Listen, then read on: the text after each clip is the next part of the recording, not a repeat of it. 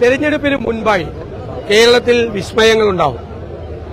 UDFന്റെ പക്കലേക്ക് കക്ഷികളും അല്ലാതെയുള്ള നിഷ്പക്ഷരായിട്ടുള്ള ആളുകളും UDFന്റെ പ്ലാറ്റ്ഫോമിലേക്ക് വരും. തെരഞ്ഞെടുപ്പിന് മുൻപ് പല വിസ്മയങ്ങളും സംഭവിക്കും. പ്രതിപക്ഷ നേതാവ് പറഞ്ഞതാണ് ശരിയാണ്, പല വിസ്മയങ്ങളും സംഭവിക്കുകയാണ്. പക്ഷേ വിസ്മയം ഡിസൈൻ ചെയ്ത VD സതീശനും കോൺഗ്രസ് നേതൃത്വവും ആഗ്രഹിക്കും പോലെയല്ല എന്ന വ്യത്യാസമുണ്ട്. ഭാവിയുടെ ഇൻവെസ്റ്റ്മെൻറ്റായി കണ്ട് ഷാഫി പറമ്പിൽ വിസ്മയിച്ച രാഹുൽ മാങ്കൂട്ടത്തിലിന് ആദ്യം സസ്പെൻഷൻ, പിന്നെ പുറത്താക്കൽ, ഇപ്പോൾ ജയിൽ. കൈപ്പത്തി ചിഹ്നത്തിൽ മത്സരിച്ച് MLA ആയി ജയിലിൽ കിടക്കുന്നയാൾ പാർട്ടിക്കാരൻ അല്ലാതായ സ്ഥിതിക്ക് രാജിവെക്കണ്ടേ? കോൺഗ്രസ് നേതാക്കൾ പബ്ലിക്കായി അത് ആവശ്യപ്പെടണ്ടേ? കാണുമ്പോഴൊക്കെ ചില മാധ്യമപ്രവർത്തകർ സണ്ണി ജോസഫിനോടും സതീശനോടും ചോദിക്കാറുണ്ട്.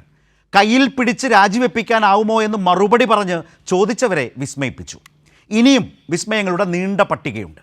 മുണ്ടക്കൈ ചൂരൽമല ദുരന്തബാധിതർക്കായി നയാ പൈസ കോൺഗ്രസ് പാർട്ടി CMDRFിലേക്ക് നൽകിയിട്ടില്ല. ഭൂരിപക്ഷം MP-മാരും MLA-മാരും ശമ്പളത്തിൻ്റെ വിഹിതത്തിൽ നിന്ന് 1 രൂപ പോലും കൊടുക്കാതെ നാട്ടുകാരെ വിസ്മയിപ്പിച്ചു. അതിലുമുണ്ട് മാങ്കൂട്ടത്തിൽ വക വേറെ വിസ്മയം. ദുരന്തബാധിതർക്കായി വീട് വെക്കാൻ കോൺഗ്രസ് വാങ്ങിയെന്നൊക്കെ പറയപ്പെടുന്ന ഭൂമിയുടെ വിസ്മയം ചില്ലറയല്ല.